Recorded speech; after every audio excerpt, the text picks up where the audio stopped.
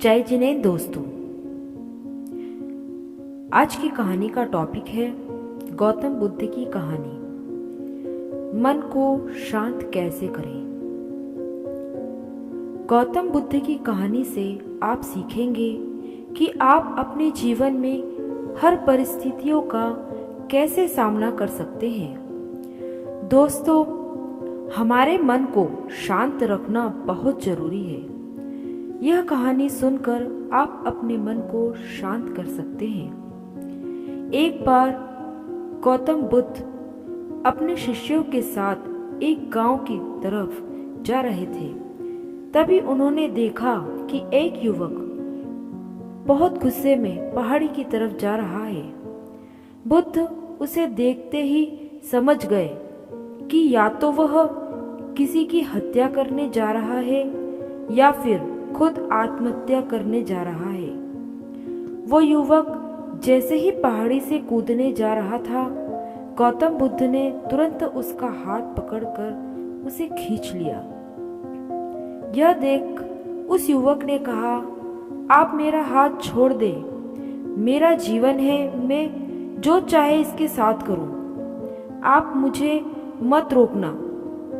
गौतम बुद्ध ने कहा, ठीक है, तुम चाहो तो दोबारा से कूद जाना, लेकिन पहले 10 मिनट रुक जाओ। 10 बार लंबी सांसें लो और अपनी हथेलियों को खोल दो। उसके बाद ही मैं तुम्हें दोबारा आत्महत्या करने दूंगा, उससे पहले नहीं। युवक बोला, आप मुझे बेकार ही इतना परेशान कर रहे हैं। मैं पहले से ही इतना परेशान हूं, लेकिन अगर आप कहते हैं तो ठीक है, मैं 10 बार लंबी सांस ले लेता हूँ, अपनी हथेलियों को खोल देता हूँ और उसके बाद आप मुझे आत्महत्या करने से नहीं रोकेंगे।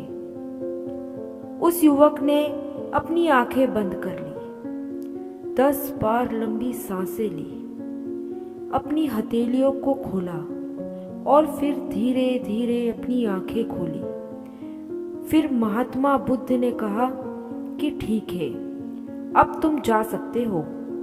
वह युवक पहाड़ी की तरफ गया। उसने जैसे ही कदम आगे बढ़ाए, पहाड़ी के नीचे देखा, वह देखते ही पीछे हट गया और वापस जाकर बुद्ध से बोला, आप कौन हैं? आपसे तेजस्वी व्यक्ति मैंने आज तक नहीं देखा। अभी मेरे साथ क्या हुआ था, क्या आप मुझे समझा सकते हैं? कुछ वक्त पहले तो मैं इस पहाड़ी से कूद जाना चाहता था, लेकिन अब एक भय उत्पन्न हो गया है। बुद्ध मुस्कुराए और बोले, जब तुम पहाड़ी से कूदने वाले थे, तब तुम्हारे अंदर क्रोध था। क्रोध सोचने समझने की शक्ति को नष्ट कर देता है। उस समय हमारी बुद्धि भी काम करना बंद कर देती है और तुम फिर वो करते हो जो तुम्हारा मन कहता है। उस समय तुम्हारा क्रोधित मन एक जगह नहीं था, इसीलिए तुम खुद को खत्म कर देना चाहते थे। लेकिन जब तुमने अपनी आंखें बंद करके लंबी सांसें ली और अपनी हथेलियों को खोला, तब तुम्हारा दिमाग और मन दोनों शांत हो गया और तुम्हारी नकारात्मक ऊर्जा सकारात्मक ऊर्जा में बदल गई, जिसके कारण तुम्हारी बुद्धि को नियंत्रण प्राप्त हुआ और तुम यही निर्णय लेने में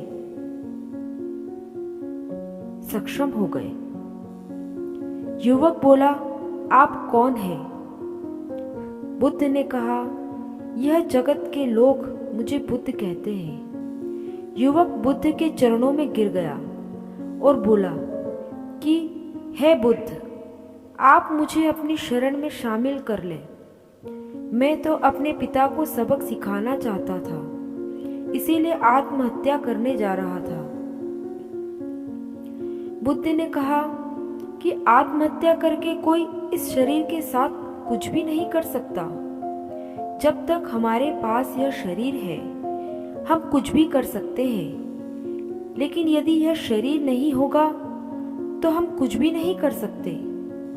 युवक कहता है, आप सही कहते हैं बुद्ध, लेकिन आप नहीं जानते मेरे पिता ने मुझे बहुत अपमानित किया है। वह मुझे हर बात पर टोकते हैं। बचपन में तो वह मुझसे बेहद प्रेम करते थे। उसके बाद उन्हें मुझे शिक्षा प्राप्त करने के लिए गुरुकुल भेज दिया। मैं हमेशा सोचता था कि मैं गहन अध्ययन करके उनका नाम रोशन करूंगा और मेरे पिता यह सब देखकर बहुत खुश होंगे। जब मैं शिक्षा पूरी करके वापस आया तब मैंने अपने पिता को बताया कि मैंने सारे शास्त्र वेद कंठस्थ कर लिए हैं और मुझसे बड़ा ज्ञानी कोई नहीं है। तब वो खुश होने की जगह मुझसे कहते हैं कि अपने आप को ज्यादा ज्ञानी होने के भ्रम में मत डालो, न ही खुद से अहंकार लाओ। मैं तो उन्हें दिखाना चाहता था कि मैंने कितना गहन अध्ययन किया है। मैं बड़े बड़े शास्त्रार्थ में जाने लगा। सभी मेरे ज्ञान से प्रभावित होने लगे। सभी ने मुझे महान ज्ञाता माना, लेकिन मेरे पिता ने नहीं। मेरे शास्त्रार्थ के बीच पहुंच जाते और मेरे बताए गए ज्ञान में कुछ न कुछ कमी निकालते और सबके आगे मुझे अपमानित करते। वो मेरे साथ रहने वाले मित्रों को भी अपमानित करते थे, यह कहकर कि वो मेरा जीवन बर्बाद कर देंगे क्योंकि वह मेरा साथ देते थे, मेरे ज्ञान की प्रशंसा करते थे। मैं समझ नहीं पा रहा था कि वह ऐसा क्यों करते हैं। तब मेरे मित्रों ने मुझसे कहा, क्योंकि वो मेरे जितना ज्ञान अर्जित नहीं कर पाए इसीलिए वो मुझसे ईर्ष्या करते हैं। एक दिन मेरी उपाधियों के कारण मेरे मित्रों ने मुझे मदिरा पान कराया। यह बात मेरे पिताजी को पता चल गई।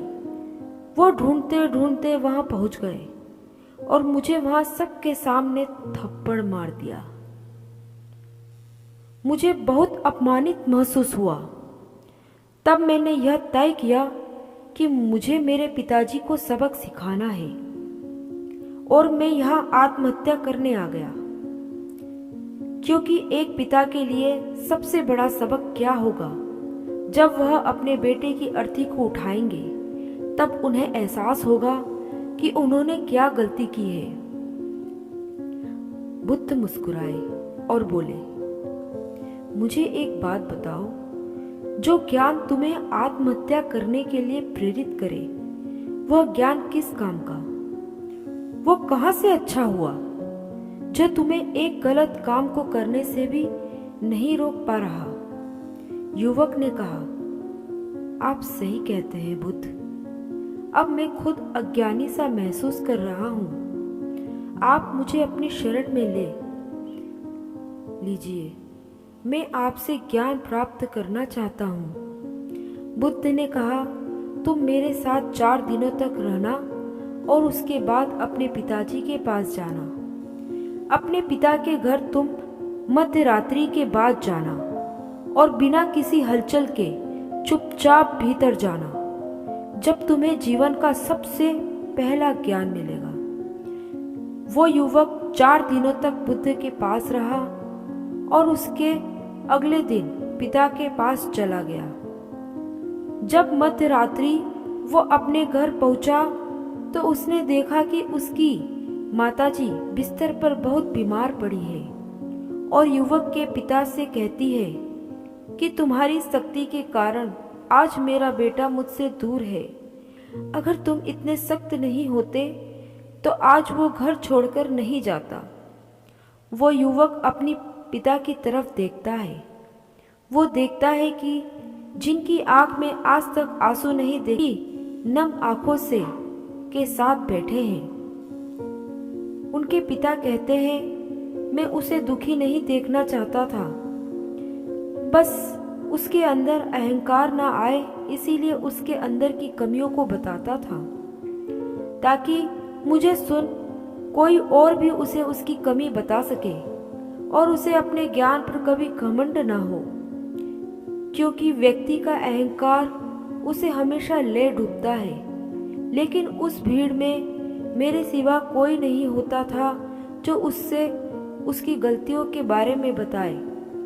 तब मैंने तय किया कि मैं उसे उसकी गलतियों से अवगत कराऊंगा, लेकिन वो मेरी ना सुनकर हमेशा अपने मित्रों की सुनता था। और एक दिन जब उसने मदिरा पान किया तब मेरा दिल बहुत दुखा, और तब मुझे लगा कि शायद मेरी परवरिश में कोई कमी थी। मैं ही एक अच्छा पिता नहीं बन सका जो मेरे बेटे ने ऐसा किया। लेकिन तुम चिंता मत करो, मैं उसे कहीं से भी ढूंढ कर ले आऊंगा। जितना प्रेम तुम मुझसे करती हो उससे ज्यादा मैं उससे करता हूँ। युवक की माता कहती है कि मैंने उसे हर जगह ढूंढा, लेकिन वो कहीं नहीं मिला। मेरा मन कहता है कि यहाँ से कुछ दूर एक गांव में गौतम बुद्ध रुके हैं। वह जरूर वही होगा, तुम उसे वहां जाकर देखो। ये सारी बातें युवक वहीं खड़ा होकर सुन रहा था।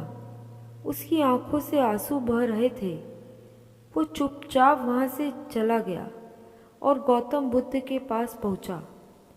बुद्ध से बोला, हे बुद्ध, अगर आपने मुझे उस दिन आत्महत्या करने से नहीं रोका होता तो मुझसे कितना बड़ा पाप हो जाता।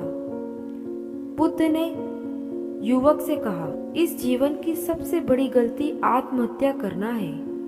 ये जीवन तुमने खुद नहीं लिया है, उसे तुम्हें दिया गया है, जो तुम्हें कोई हक नहीं कि उसे खुद से नष्ट करो।